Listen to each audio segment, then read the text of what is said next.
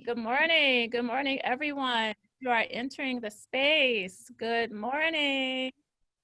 Come on in to Mapping Your Way to Wealth. We're so excited to see you joining our next session. We're going to give you a couple minutes to join us. Hey, Sarah Galinsky, welcome back. Come on in. Good morning. Come on into our waiting room. We are letting you in. Welcome to our second morning keynote with Kara Stevens. Yes, come on in and join us. We will get started in just a moment. We love seeing you check in to grab this knowledge, this inspiration, this information, this empowerment that we are serving up today. Come on in. Good morning. I'm just going to scroll down to take a look at these amazing faces. Wow, yes, we have people joining. Okay, I think we got a good audience joining us, and we know you will continue to join us throughout the session. So let's begin. Good morning again, everyone. Welcome to day 2 of the 12th annual Black Women's Wellness Day 2-day Transformation Summit. This is Lisa back again for our next riveting, empowering session this morning. Mapping Your Way to Wealth, the Black Woman's Blueprint to Financial Prosperity in a New World. We are here with a very special guest who we simply love and who many of us follow already on social media. Her incredible work, Kara Stevens, the Frugal Feminista, is gracing us with her presence today. We're going to dive into money wellness over the next hour. And this session today would not be possible without the support also of Summit Credit Union. Yes, Summit Credit Union, who has sent a representative who I love dearly, Felicia Weatherall. Wave your hand, Felicia. Yeah. You all may not know this, but I have a history with Summit Credit Union. They were once upon a time my employer. I believe in credit unions, and Summit is one of the most community-oriented credit unions in our community, the second largest credit union in Wisconsin, the fastest growing credit union in our state, which really has a commitment to empowering women to live their best financial lives. I know this because I work there.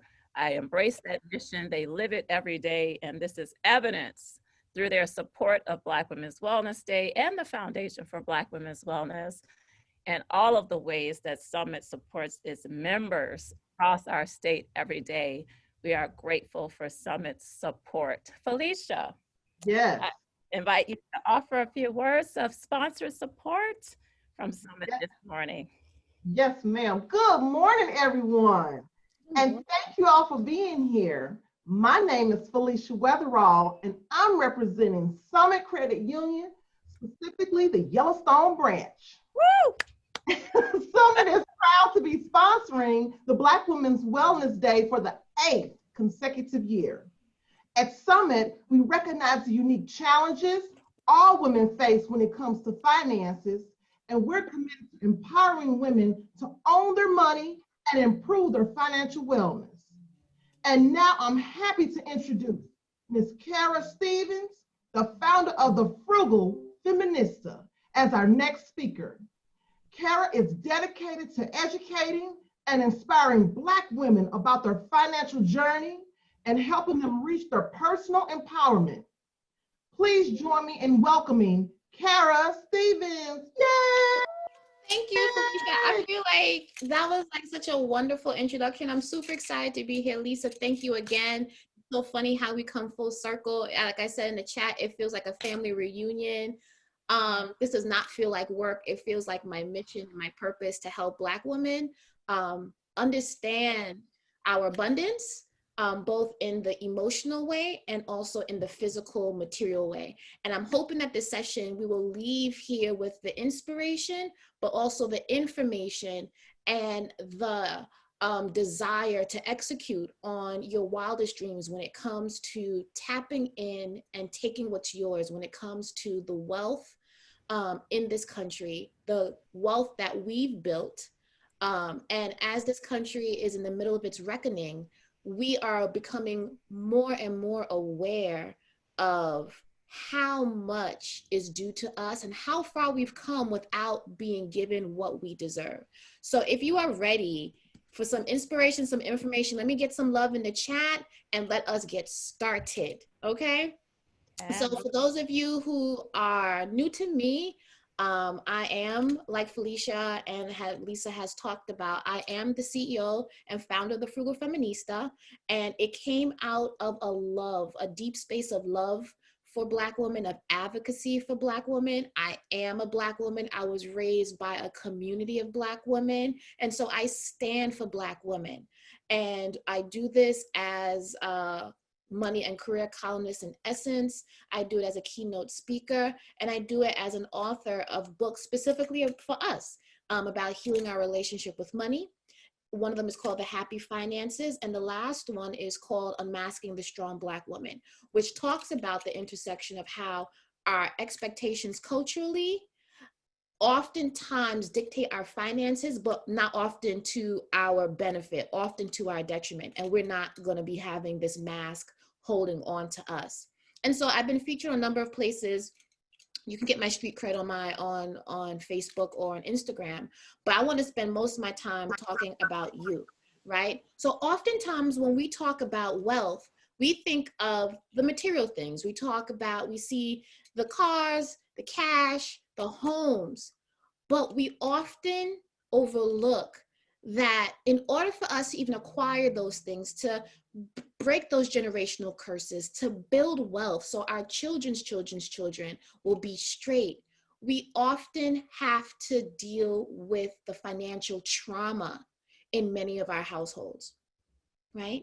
And oftentimes, financial healing is the one thing that we overlook when it comes to seeing its part in building our wealth. But as Black women and as Black people in this country, we have a lot of financial trauma.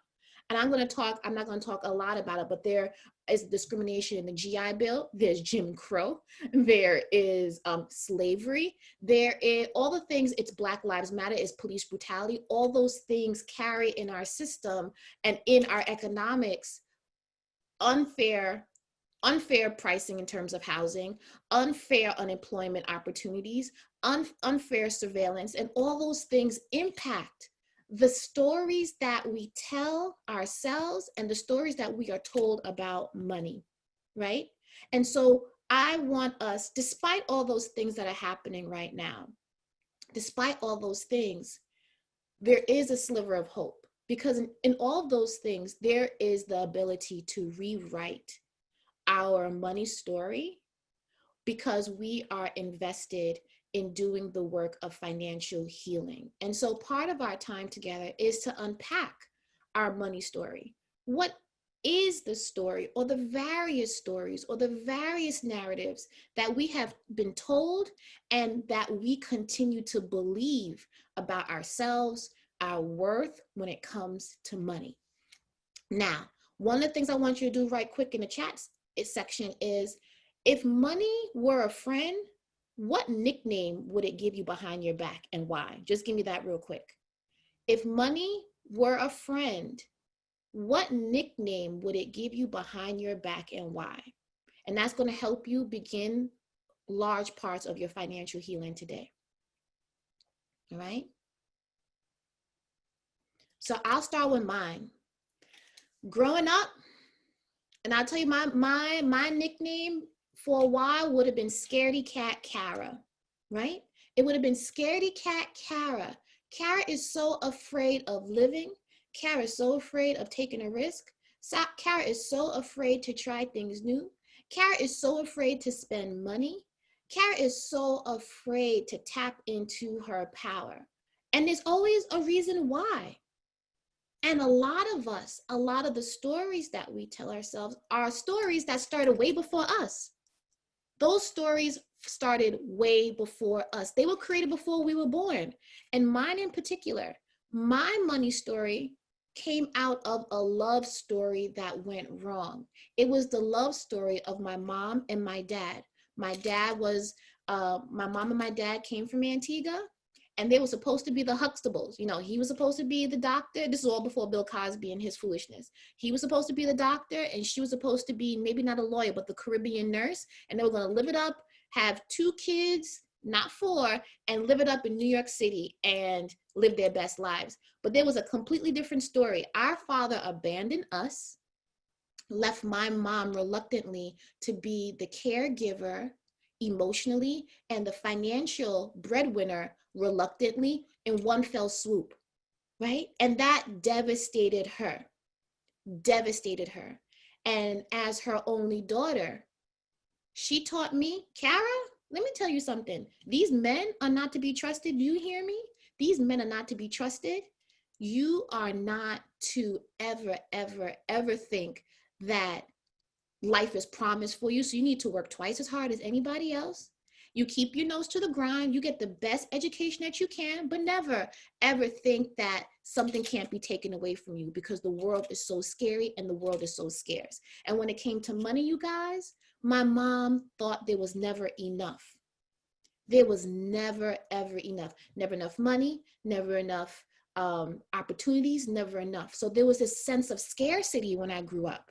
This fear, this paranoia around money, around enoughness. And I grew up with that. And that was the money story I told myself, despite going to the best schools, despite doing the best, despite getting 100s and things like that. That money story became part of my DNA, and the story that I kept on telling myself about life, but a lot about money. That I could never try. Failure was something that will kill you. That if I loved and opened myself up, if I open my heart and I open my wallet, I'll be devastated, because my mom was trying to protect me. Now, that money story, though there were some benefits to the idea of being smart about money, the idea of taking it too far, of hoarding money, of not being able to treat yourself, of not seeing money as a tool to fund things that are for pleasure, created a money story, created a woman like me who was stingy, who was self-centered, who was ambitious without a goal, and just was unhappy and low-key depressed, right? For a long time. And it wasn't until I decided to take that pen back, take it from my mom and take it into my hands and say that, no, I'm not going to use your money story as my story. I have the power to rewrite the story and take my pen and have a plot twist. Put plot twist. We need to own our plot twists, right? When you start renaming and rewriting the stories you tell yourself about money, that's when the true financial healing comes. So we want to be the owners of our plot twist. And how do you do that, right? So I just asked you what the nickname would be if money were to talk about you behind your back as a friend. Now, the first step in rewriting that money story is to understand that the impact of your financial identity has a lot of its roots in your childhood. And for a lot of us who are Black in this country, it has to do with the way America has treated Black people. So it's twofold: it's personal finances and American public policy, and how that does have an impact on possibly your current financial behaviors. So you may never want to try. You may decide that you can't ask for a salary increase. You may stay in relationships where you tend to be the breadwinner and people keep on leeching off of you because you feel that as a strong Black woman, that is what a woman is supposed to do, right? You're supposed to be a ride or die until it hurts, right? What are the stories, and understanding them, and don't have any resentment for them because they've made you who you are right now. There's lots of beauty to being generous, to being loving, or in my part, to being very ambitious and goal-oriented. We got to take things and the beauty of all those things and have a balanced approach. But the second step is, once we understand the impact of those behaviors, we want to create empathetic lens to reevaluate the money stories that and the messages that you learned. And the way we do that is with that plot twist. The plot twist comes when you decide to say, let me think about all the money messages that I learned growing up. And I just shared a couple of mine with you. I want you to share yours in the chat. So here we go. Men are not supposed to be trusted with money.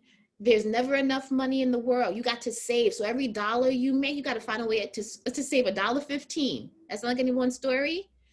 Can't trust friends with money. Don't tell people your business. Don't share your salary with anyone. But on the other hand, my mom taught me it's good to have a side hustle, Kara. Keep your fingers out there and keep your nose to what's going on, so you can always keep your skills nice and tight. She always taught me the importance of getting an education. She taught me it's important to be self-sufficient. So think about all the messages that you got, all of them, right? Because there's truth in some of them, but now as an adult, you get to do two things. One, you get to examine which of the messages dominate your life right now. And number two, which of the messages you want to carry with you to help you reach your new financial goals, for you to step into being a true woman and really reclaiming your wealth, right? So I hear in the comment section, don't mix your finances with your partner. Keep everything separate is what my mom taught me. Don't let the right hand know what the left hand is doing. Keep a little to the side that no one knows about. Help when you can. So keep it coming, ladies. Keep it coming. Share what those money messages were, because you are a composite of a lot of those messages. Now it's time, if you realize that those beliefs, that belief system isn't getting you towards the wealth that you want. Or even in the church, guys, what does the church talk? A lot of us learn in the church about money. Maybe money is the root of all evil. That's what a lot of us interpret it to be. Or, the scripture about the rich man, it's easier for a camel to get through the eye of a needle than a rich man, or something like that. I'm not messing up the scripture, but this whole poverty and deprivation are noble. Like, get deep into it. Think about those things that you think about when you think about money. And if you can't do that, think about how you feel when you see someone that's comfortable showing their wealth, or someone that's comfortable being ambitious, because that's a mirror for you to see how you may feel about those things. Maybe those are things that you wish you could do openly, but you have a little bit of shame around it. So let's talk about the shame, the fear, the anxiety, the overwhelm.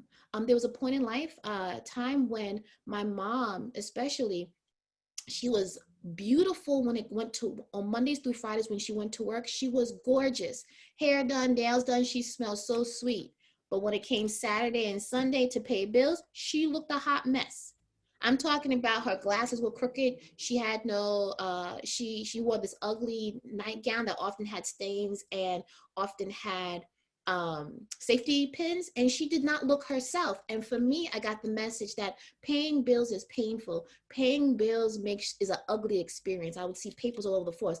Paying bills gives me anxiety. So I just want us to really get a moment to tap into what we come to when we come to money, because a lot of us say we want wealth, but we have a different programming system inside that's telling us a completely different story.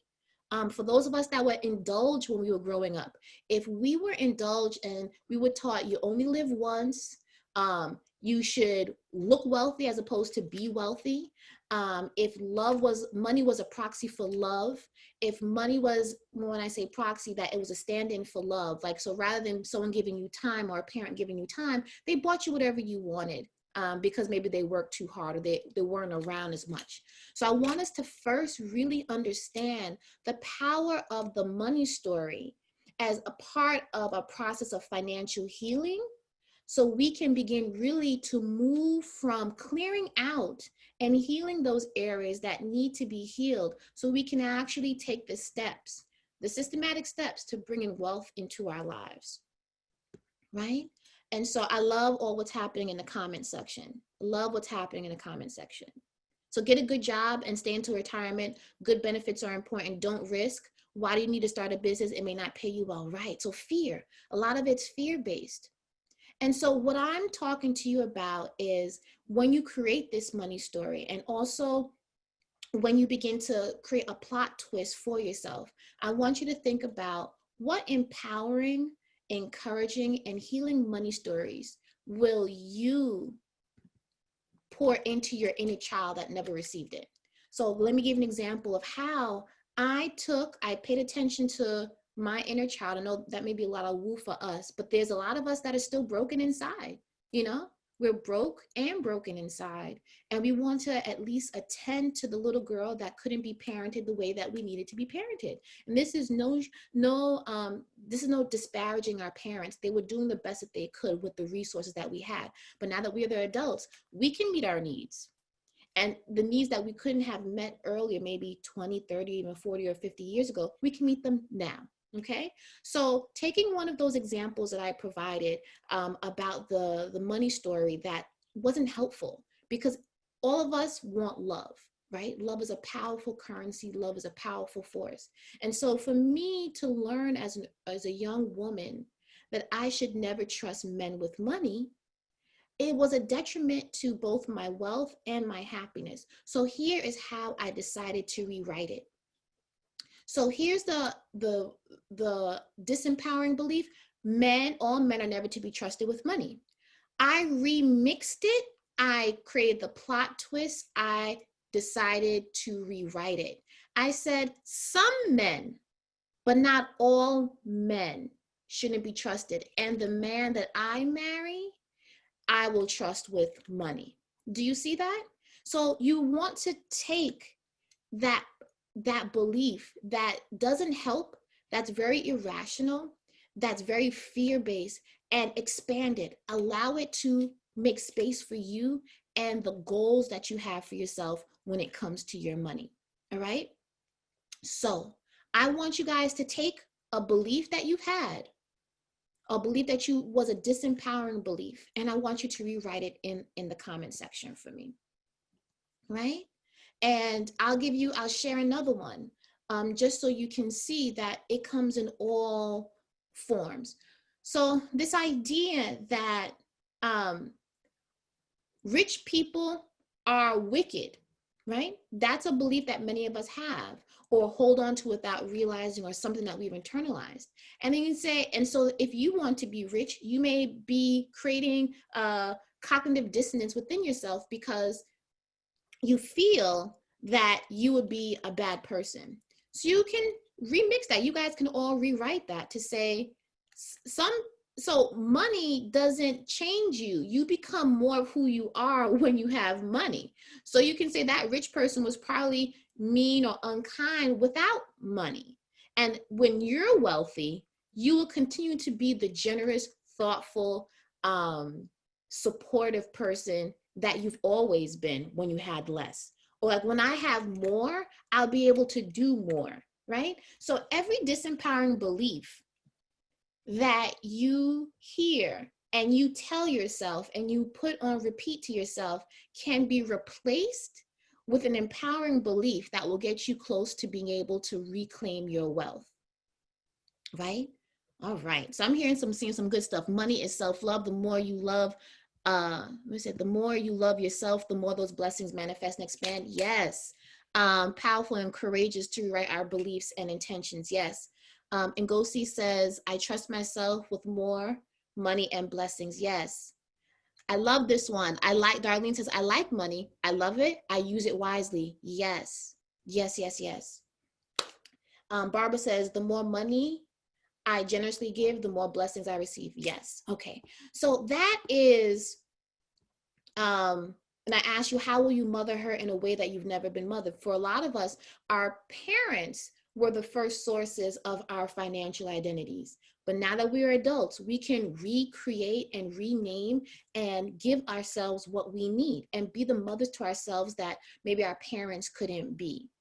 And before we begin to switch over into understanding that the financial healing is the first step, that you can't have transformation without action. So we've gotten the intention, we have the mindset, but we're going to move forward next in really trying to understand, what does that look like in practice, right? I'm not a person that I'm extremely practical and I'm extremely purpose driven. And I know that the women on this summit are too, because you wouldn't be here. You wouldn't be spending a morning pouring into yourself if you weren't about getting the information to move to action.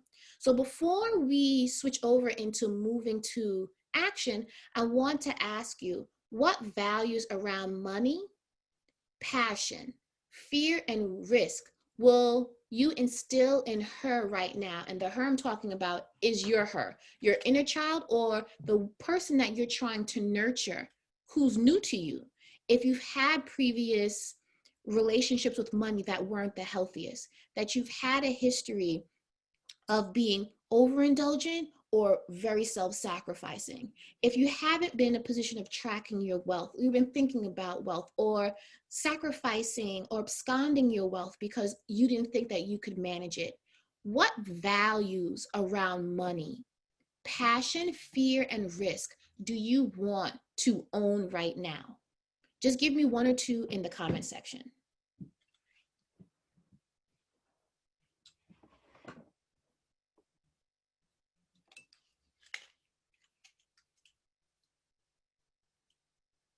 So Corinda's saying diversifying money is a powerful way to prepare for life after retirement. Yes, ma'am. Righteousness and responsibility. I love it. Patience. Sleep on a big money decision before deciding to buy a certain item. I love it. I love it. So you need more patience. Risk investing in my retirement, including a little house. Okay. I love it. I love it. So in thinking about that, as we try to shift your thinking around wealth, because wealth is as much a part of material wealth as it is what's going on in here, I want us to start moving to action.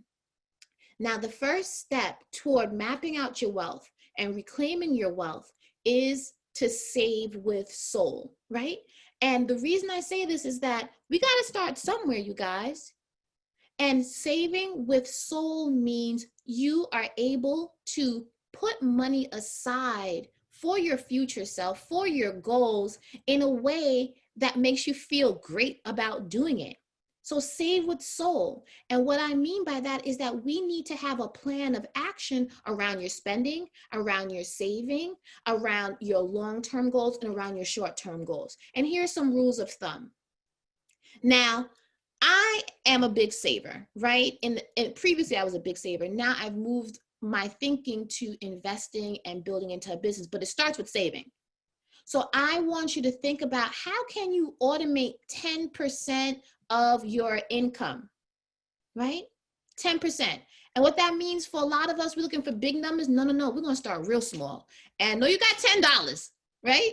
So every $10 that comes into your hand, you save $1. Are you with me? Let me know in the comment section if you're with me, because you can't say you don't have no $10. And if it's like $5, that means you got 50 cents. And you take it, every $5 that comes through your hand, you can get 50 cents out of it. Okay? Every $20 that comes into your world, you taking 2 for yourself. So when that check comes, that's a couple $100. You look at it as several $10 that you're working with. You got $100, that means you got 10 tens. That means $10 comes out. Do you think, ladies, that you can do this? Let me see. Yes, Kara, I could put my hands on 10%. Yes. I love it. Yes. Yes. Yes. And say yes to me for this. Can you automate it? Meaning, like, you know what? I'm so good without that. I'm so good with $9 basically that I don't even have to worry about the $1. So I'm gonna automate it, which means that it comes out without you thinking about it, right? And there you can talk to Summit Bank, you're the sponsors here, to figure out, how can I automate my savings, Felicia?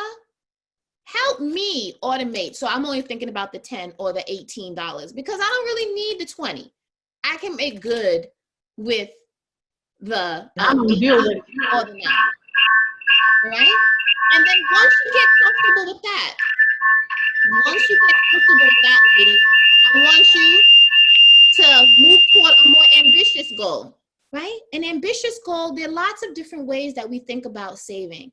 But over here, if you see me circling this 20%, this 50-30-20 rule is a rule of thumb. And with all rules of thumb, you take it with a grain of salt, right? But 50% of your money that comes into your world goes towards your needs. So housing, right? Whether it be your mortgage or your rent, food. I'm not talking about restaurants, guys. I'm just talking about the groceries, right? Medicine, transportation, insurance, basics. The 30% goes towards living your best life, whether that be massages or that be your splurge, whatever it is, or it's travel, or it's your hair. This is where this money comes from. And this is also where the money that comes to paying your debt, right? And this here, 20% goes towards savings. So right before I just asked you to automate 10% now, and then I want you to think about moving. When that money doesn't seem like it's missing for you, with the 10%, I want you to see what 20% looks like and how's it feel. So that might mean that you first start at 10%. Then what happens? What comes after 10?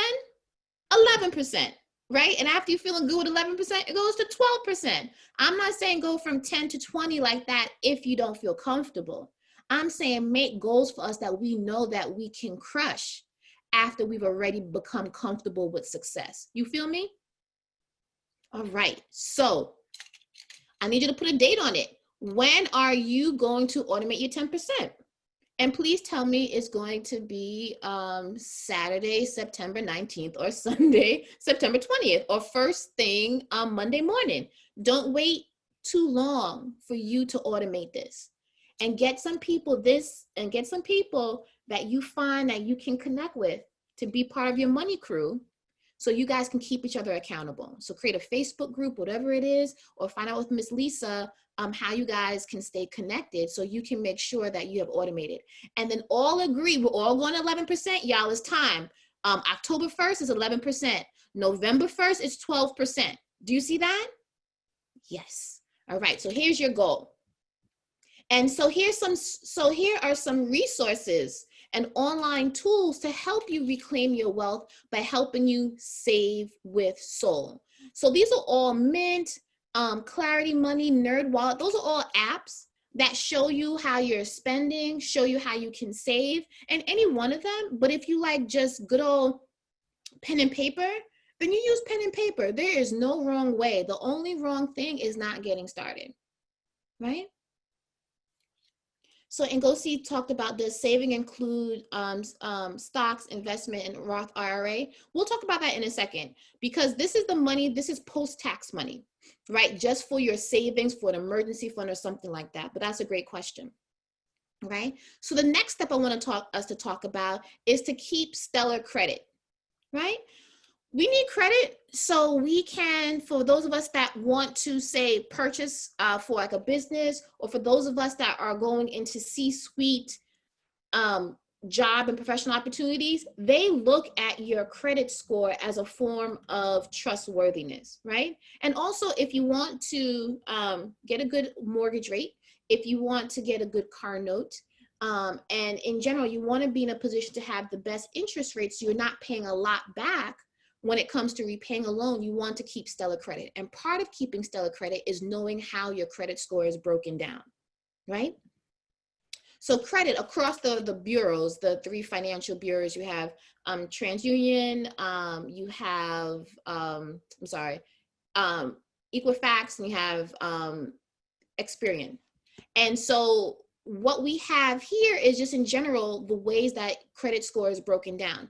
30% of your credit score is determined. Oh, Celicia says her credit score is 819. Thank you. So definitely someone in here, Celicia and Bernicia, you guys can talk to these ladies as mentors. Yes. So she knows this then. 30% of your credit score comes from how much you owe on your credit card. 35% comes from payment history.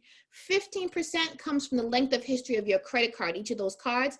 10% comes from new credit that you open, and 10% comes from different types of credit. So installment versus revolving. Installment is like a student loan. You have a big number, then you pay it down, versus revolving is where you rack it up, right? So make sure you understand those things. But here's the most important thing when it comes to credit score, because I have great credit.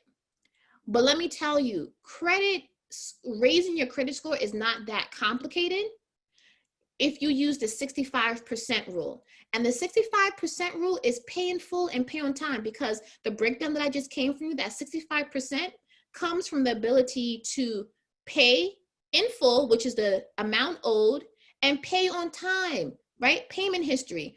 So when you add these two numbers, 30% and 35%, you get 65% of your credit score. So don't worry about, opening new lines of credit and things like that. Just pay in full and pay on time, which means you're smart about going back to saving what's sold, right? And your goals.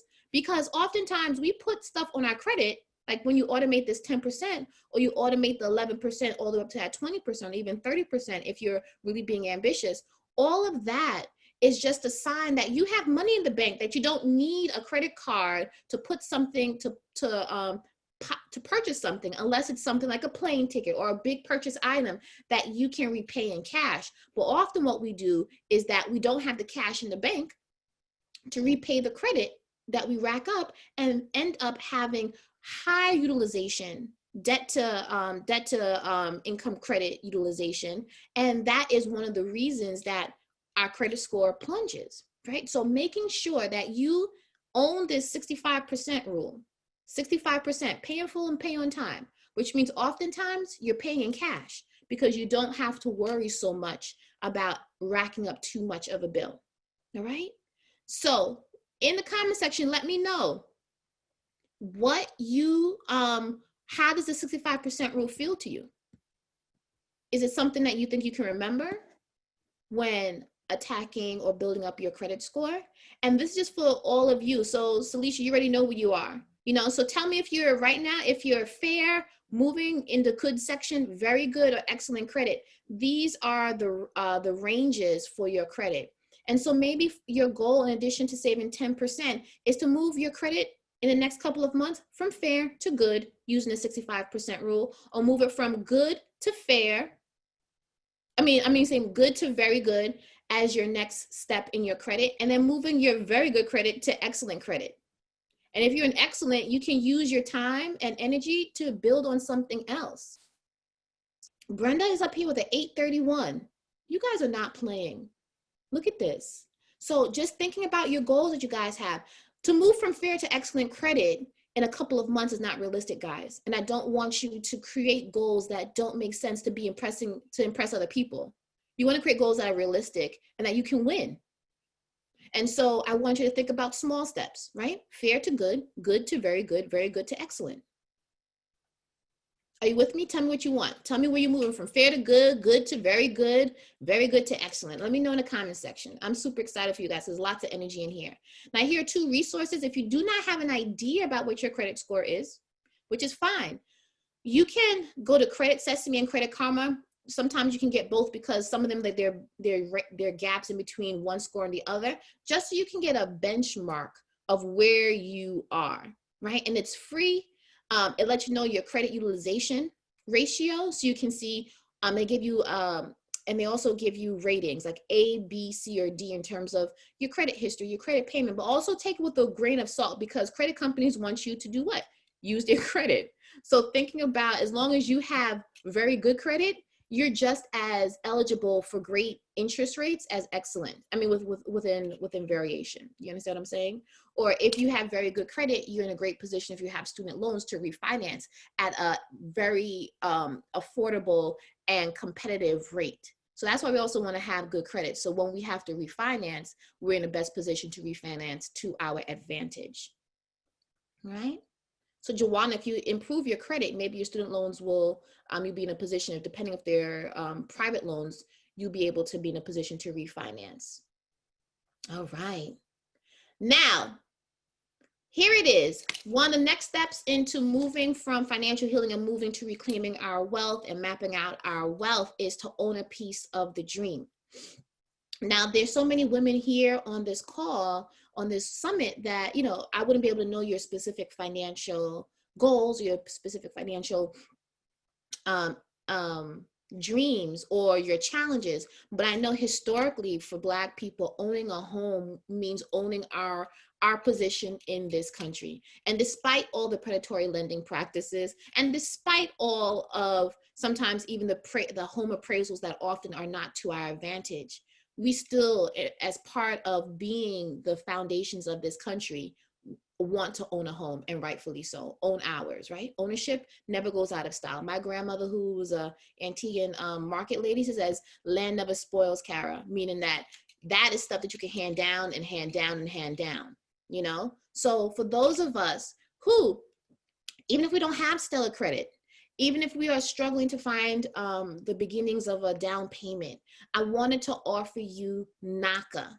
NACA is the Neighborhood Assistance Corporation of America. It's a nonprofit community advocacy and home ownership organization that helps brown women, Black women, communities of color that have been historically either predatorily targeted or marginalized when it comes to home ownership. They have a 4-hour workshop that gives you the ins and outs of how to get how to own a home with access to FHA loans that actually for a 3.5% down for a home instead of the 20% down payment.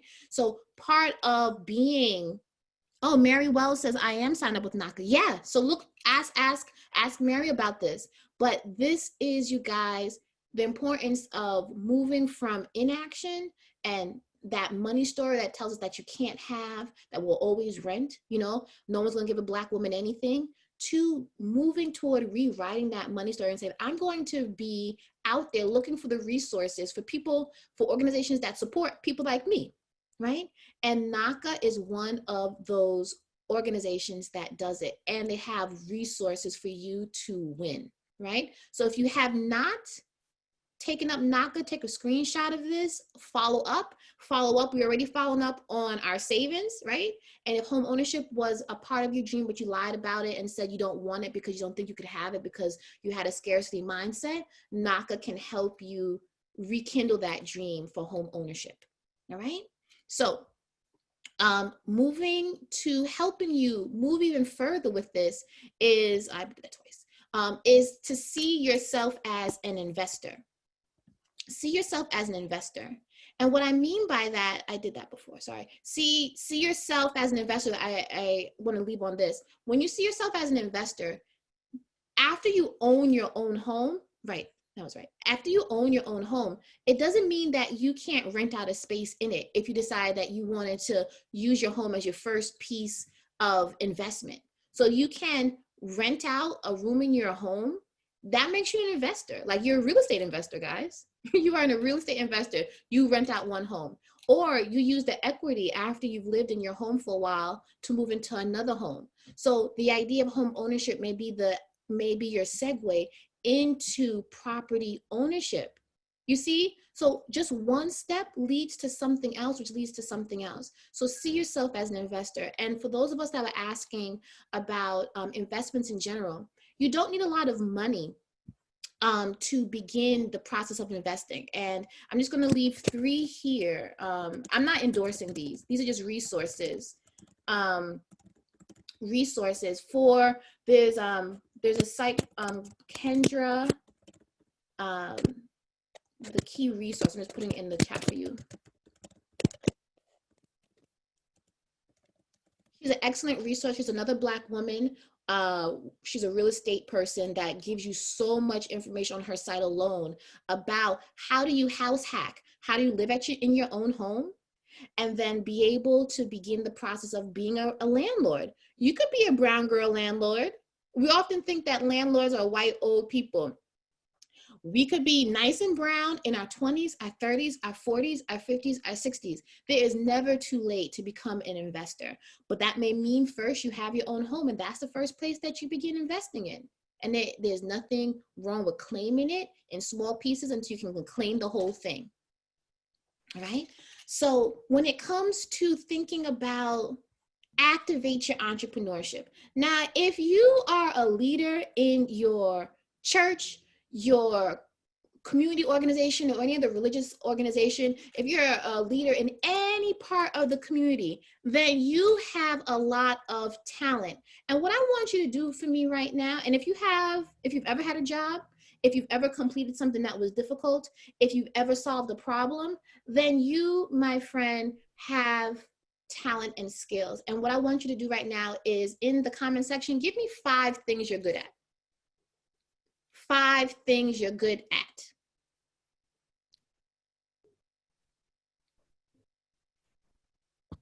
Ngozi asks, how much should we have saved in our e-fund and for a down payment before looking for home ownership? Well, typically they say that you should save 20% down, but depending if you have an FHA loan, which is 3.5% for down. So it depends. So what I would do is go to NACA and find out what your particular goals are, and also the amount of the home, because if your home is less expensive, it may be easier to put even more down. But then go to NACA and just see what opportunities they have. But the numbers usually are 20% down traditionally. And then depending on if you have an FHA loan, it's around 3%. And you can also see what grants you have. Grants meaning that you do not have to pay the money back in your state. So NACA will probably also help you with that. But even a quick Google search or any municipality in your state will help you see what grants are available for you. Right? So we have Nichelle, Gabrielle says typing, identifying gifts, organization, inspiring others, administration. Oh, look at you. Some of you have like 12, 15. This is exactly what I'm talking about. So when you have just listed your skills, what you have also listed is a problem that you have solved, guys. Is a problem that you have solved. So for example, let's take inspiring people. Judy inspires people. That means they're people that need inspiration. They're sad, they're discouraged, they're stuck, they're feeling unloved, they're feeling lonely. And you offer comfort. That is something you offer comfort, probably in the form of a service, in the form of a summit. This is what Lisa's doing. She's offering information. She's offering ways and skills on how to stop feeling discouraged or how to get unstuck. Those are all bankable skills, you guys, all bankable. What I'm doing right now, I had a problem. I didn't want to pay back my student loans. I had all this debt. I had to figure it out. And that is when I started to activate my entrepreneurship. Now, activating entrepreneurship doesn't mean you have to do it full time. Doesn't mean you have to do it for a long time. It just means that you do it and you're aware that you can tap into it anytime you want to. And I just want to offer you some ideas around entrepreneurship that you may not have never thought about, because everyone's thinking, your entrepreneurship, you have to have a brick and mortar, you have to be an online business, you have to be a boss babe, you have to do this, you have to do that. You don't have to do any of those things. Let me tell you, you don't have to do any of those things. All you have to do is do what comes naturally to you or what you're good at. And here's some things for you to think about in doing so. Now, do you want a product or a service? Maybe you're really good at making cakes, right? Or you may be good at making cakes, but you also may enjoy teaching people how to make cakes, right? So you can do both. So when thinking about entrepreneurship, think about a product that you may want to create out of maybe being inspiring, because Judy, you may not want to do one-on-one or counseling or retreats. Maybe you want to offer a journal that allows people to, in 365 days, have a lot of inspirational activities and prompts for them to respond to. Maybe you want to write about it. So thinking about products and services as a way to activate your entrepreneurship. Is this something that you want to have as passion versus income-based? What I mean by that is that sometimes you just want the money, and that is all good. Maybe you don't really care about, say, for example, termites and extermination, but you live in an area that has high infestation. That is a great way to activate entrepreneurship, because you don't really care what the problem is, but you know that there's a lot of money in that. But versus passion, what I'm doing is a passion-based business where I love Black women. I love talking about money and inspiring us to rewrite our money stories, right? But I could do another business too that may not be something I necessarily love, but I know that it can generate income. And there's nothing wrong with that. When it comes to passive or active structures, well, if you create a product, that's mostly going to be a passive form income, because you don't have to exchange your time for money. So you create that book or you create that journal once, you create that online course once, and then you can get paid in your sleep, especially if you have something online. Your business is open 24 hours. So you can get paid technically any moment of the day in any time zone in the world, right? Versus active structures where it's more exchange for time, you get paid, right? So teaching or something where you have to be in person in order to activate the service or deliver on the service, that's an active structure. But depending on it, but if you're charging tens and thousands of dollars for this one opportunity to work with you, then that is also a very lucrative stream as well, right? So there's no limit to either one. It's just a matter of what you want to do. And is it short-term or long-term? Some of us just want a set of money in order to, say, reach a savings goal, get out of debt, or to make good on our decision to get a down payment. So it could be for a specific thing, or it could be just something like you just like having another stream of income, because the more streams of income, the more you can reclaim your wealth, own your wealth, and be able to pass down your wealth, right? So these are all, and they can all kind of go together, right? You can have any of these things. You can have a product that is passion-based, that's going to be passive, of course, and you can do it for a little while until you don't want to do it anymore and you create a new product. It doesn't matter. It's your choice. But I want you to know that you do have the choices. That's the most important thing. And no one should tell you what you should be doing, because you just told me in the comment section what you're good at, right? And the next part is like, what do you love? And I'm going to talk to you really quickly about finding that sweet spot for you, right? So what are your current passions? I want you to audit your time and how you spend it. What are you good at? This is like, what do your colleagues, family, and strangers consistently say unsolicited about you? But you just have a way with words, Lisa, or Felicia, I just love your energy, or I just love the way you pull together stuff, or I love the way you cook, or I love the way you put up boundaries. I love the way you take care of yourself in terms of fitness. I love the fact that you've lost weight. I love the fact that you've gotten out of debt. I love the way that you treat children that you don't know. There's so many things. I love the way you organize. I love how attention oriented you are. Like, there's so many things, especially as Black women who are expected to do everything. We are highly skilled. Now it's time to monetize on it if we so choose to, and be unapologetic about it, right? And some other questions for you to think about.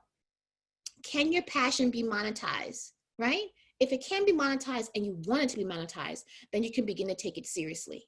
And if you've seen someone else monetize your passion, and then she just validated your idea, right? And if anything, create a she did that folder so you can see the various ways it's been done, not for you to copy, but for you to know that everyone started somewhere. If it means that you start where you are, it means that means that it's just a matter of time where other people are going to be putting you in their she did that file, right?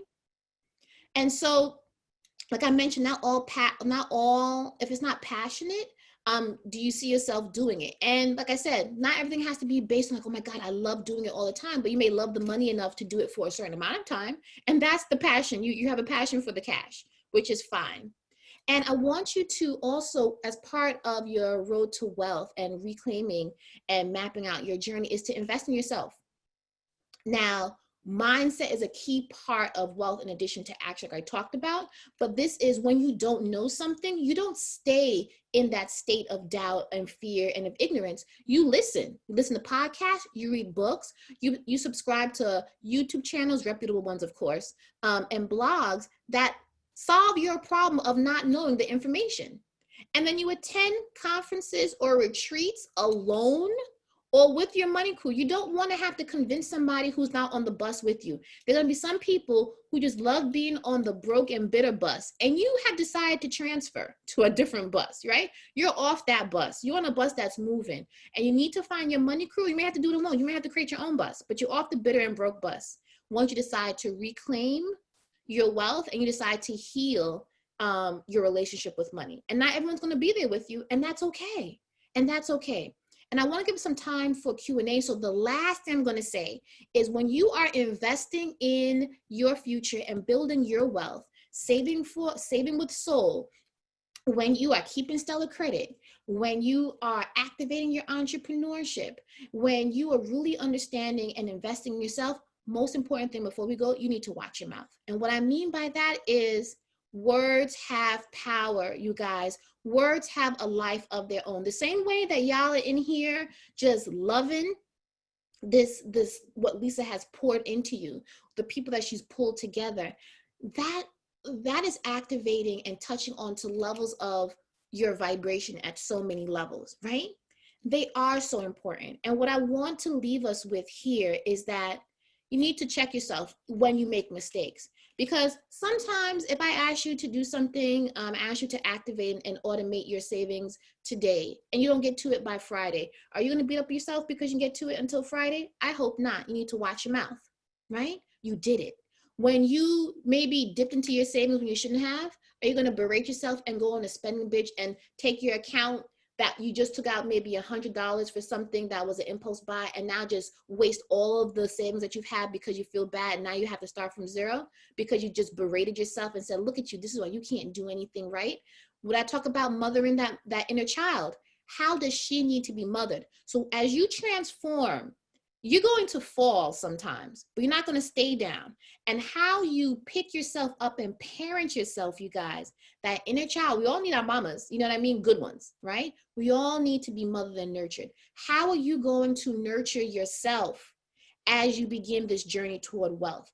Oh, a journey that you may never have thought you could begin. It's sometimes you may not have the strongest muscles, but as you continue to walk in this path, ladies, your muscles will get stronger. But you have to nurture your spirit. Watch what you say to yourself as you do so. So I'm gonna leave you with this. Words are things, I am convinced, they get in your wallpaper, they get in your rugs, in your upholstery, in your clothes, and finally into you. We must be careful about the words we use. And ladies, let me just say this.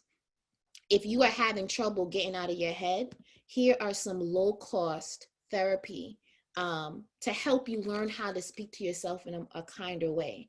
The Boris L. Henson Foundation, this is Taraji P. in honor of Taraji P. Henson's father. Take a screenshot if you need to. They're offering free virtual therapy to those of us experiencing life-changing events due to COVID-19. And listen, it's ravishing our community. COVID-19 is just highlighting the health and wealth and medical disparities. So if you need to get that help, get that help. So if you can't watch your mouth by yourself, let someone else watch it for you and serve as a mirror to show you some of the questions and patterns that you may have. Here's the Loveland Foundation. This is a foundation that has a fund which offers financial assistance for Black women and girls seeking therapy. And finally, this is the Emotional and Mental Health Collective. It is aimed at the emotional healing of Black communities, has put up free virtual trainings and webinars, including sessions on managing anxiety and the intersection of mental health and social justice, you guys. So like I said at the beginning, I am a woman that loves action, right? But I would never but if I don't understand my mindset, if I can't shift my mindset to make this a fertile soil for me to grow beautiful fruits, bear beautiful fruits, then it's not worth it. So just as a recap, I've given you the mindset beginnings to shift your mindset, but also the information, but also the tools, you guys. Each section, I gave you a resource that you can put into action within 24 hours. So as I conclude, I just wanted to let you know that this is an honor. This is a blessing to be here. And I'm hoping that what we did together in the last hour will serve you as we begin to close the end of 2020, so you can have the 2021 that you want. All right. So I know we have a couple of minutes, hopefully, for some Q&A, but please stay in touch. If you can, if you're on right now, I'm going to just leave my Instagram handle. Lisa, is that okay if I just put it in here? Yes, absolutely. Yes. Leave every handle that you have, Kara. Yeah. I think this is it. .com. Yeah. And I'm going to leave it open for some Q&A. Thank you so much. Wow. I really appreciate it. And sorry, Ms. Lisa, I just want to say thank you because it was really moving for me. It really resonated with me as far as everything that you covered, You know, I have a son and daughter, and I don't want to go on a personal scale, but everything just kind of created a big picture for me of being setting that example and further down for generations to come. So I really appreciate it. So thank you so much. You're so welcome. Yeah, so we got lots of questions in the chat. And Kara, first of all, I just want to see people clap it up for you. We could not have asked for a more informative, to the point, information rich, empowering money conversation this morning. My mind is blown, even as someone who's worked in the financial industry and at our sponsor organization, Summit Credit Union. There's so much alignment in the lessons you've taught, the steps that you've given, starting with the money mindset, checking our beliefs about money, but all the other practical pieces about stellar credit, owning home ownership, activating entrepreneurship, all those pieces that really position us as well and wealthy Black women. You have touched on so many things, down to the mental health piece. Did you guys capture those resources that were shared at the end? Because it is a holistic view. Our attitudes about money are rooted in our beliefs and our experiences, and all of it has to heal together, and it won't be perfect. I love how you said this journey won't be perfect. We will stumble, but making progress in the right direction is the key. I think that message has been powerfully received by just this active chat that we have going on here. So much was gained and so much was learned. Someone wants to know, what is your podcast, Kara? How can they follow you beyond today? Oh, I don't have a podcast. I'm working on it though, but I can leave you, if you now they know my little soft voice, you know, sounds like a 10-year-old. It's all good. But I can leave you a link to my Heal Your Relation. Well, you're gonna give it to them, Lisa, so that's fine. Like yes. We put the link here before, frugalfeminista.com. We placed that in the chat. We'll do it again. We have placed Kara's information in the exhibitor area. So if you go to the exhibitor area, we listed Kara there. You can get to her website there, and we encourage you to do that right away. We also want to share two things, and please also tell us other questions you have for Kara, because we are running up against time and we are going to conclude shortly. However, Kara has given everyone who's attended Black Women's Wellness Day a 3-day excerpt from her 28-day Heal Your Relationship with Money book. We have placed that link to that free download in the messages area. We will place it in that area again. I don't have it to place here right now, but I will place it in the messages. We'll send an announcement about it so that every one of you can download that 3-day excerpt. We also have 50 books autographed and signed by Kara, and a 7-day excerpt for 50 lucky women who we will send a post-raffle opportunity to, and Kara will mail those out to you once we select the 50 winners. Third, Kara and I have agreed that the Foundation for Black Women's Wellness will work with her, and this is also made possible by Summit Credit Union support. Thank you, Felicia and Sarah, who I know is near you, where we are making available a follow-up session. And I don't know if it's a session or a series, Kara. I know we're working out the details. We'll work it out. We'll make it work for everybody. Since there's so much love here, I want to show the love back. Yes, we're going to do a follow-up post-Black Women's Wellness Day session with Kara personally for a group of women in this conference. We will poll you after the conference and send you a sign-up opportunity to continue this conversation in powerful ways, because we want you to walk in wealth. We want you to walk in wealth. Kara, what would you say to women? And there's so many women here from a range of, you know, there's women who said they're living paycheck to paycheck, is difficult to save. They got little babies, they're working 2 jobs. And we've got women who are already investing. We got women who are struggling to get to 500 credit score. And we got women at maxed out credit scores. Right. For that woman at the beginning of this journey who is trying to find that $10, and maybe it's a shift in mindset, you know, how does she take the first step toward knowing? I'm sorry, go ahead, Lisa. No, go ahead. How does she take that first step? Well, I think that there is the emotional struggle Like there's like the shame. So you don't want to conflate the shame with the actual resource. You know what I mean? Like sometimes we feel so ashamed that we can't find $10 that we don't have the $10, we overlook the 50 cents on the carpet. You know what I mean? So make sure you're understanding that what can I do to get the $10? So does that mean I gotta go through all my purses? Because it's probably change there. You know what I mean? Like it doesn't have to be a crisp $10 bill. And I think we sometimes overlook the ways that we can actually be more resourceful because the shame is just binding and blinding us. So I would say you got $10, girl. Let's find out where the $10 is in your budget. You know what I mean? Let's find, like, can we return something to get you that $10? So it's the habit itself of solving my problem that we're trying to cultivate. And then you'll be able to find probably $12 if I asked you to. And I think that is where we begin to say, actually, I can find $10. It may be hard, you know what I mean? But I can find the $10. And if I can't find $10 right now, let me at least try to find 3. And we stay at 3, and then we'll be able to find another one. And I think once we're more flexible and kind to ourselves and compassionate, you'll be surprised when the money's going to start flowing in, other from tapping into your resources, you know what I mean?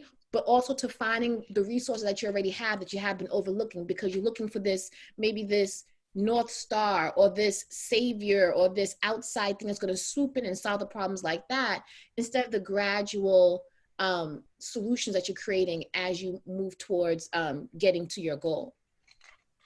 Absolutely. We do not have time for more questions, but I want to read a couple comments. Oh my goodness. Someone says, I appreciate all of this financial information and love Kara. Thank you. Thank you. I am in California and would like this information emailed. Thanks. Thanks. We've heard someone say they are committing and receiving this information that Kara has shared, and it will be applied to transform my money life. Kara, we are so grateful for you. Felicia, did you have a question or a comment before we close out with a video from Summit Credit Union? I just want to say thank you so much. I hope everyone who's not a Summit member have heard all the wonderful information of finances that's out there, the financial freedom, and you can come check us out at any branch, particularly the Yellowstone Summit Credit Union. So thank you so much, Ms. Kara Stevens, for I'm just blown away for everything. So thank you so much. You guys, We are all, Yep. What final word, Kara, is yours? Final word is yours before we roll to video. What do you want women to hear as their last word as they go out, go forth and claim wealth? You don't have to do it alone. The women here, the answer is in the room. So you pair up with someone who's comment that you like, and you guys go offline and do it together. Yeah. We're going to make that happen. We're going to do it with Kara. Look for the downloads, look for the messages in the messenger section, look for the announcements so you can get the information you need to continue this journey. With that, we thank Summit Credit Union for sponsoring this session. We thank you, Kara. We have much more to do together. You have enriched our lives today. And team, if we can post the message that we want to share with you from Summit Credit Union CEO Kim Spanum. Hi, I'm Kim Spanum, and I'm CEO and President of Summit Credit Union. I'm honored to help celebrate the 12th anniversary of Black women's wellness. Seems like just yesterday, Lisa Payton Kerr and I were working together on Summit's diversity, equity, and inclusion efforts, along with reducing everyday financial stress and increasing confidence around money decisions. Since then, Lisa's insightful vision and outstanding leadership, along with her and her team's dedication, commitment, and hard work, the Foundation for Black Women's Wellness has continued to grow, making a positive impact on Black women's lives in real and sustainable ways. We at Summit are honored to be part of this important work, and I hope all of you find many paths to wellness during this year's virtual Black Women's Wellness Day.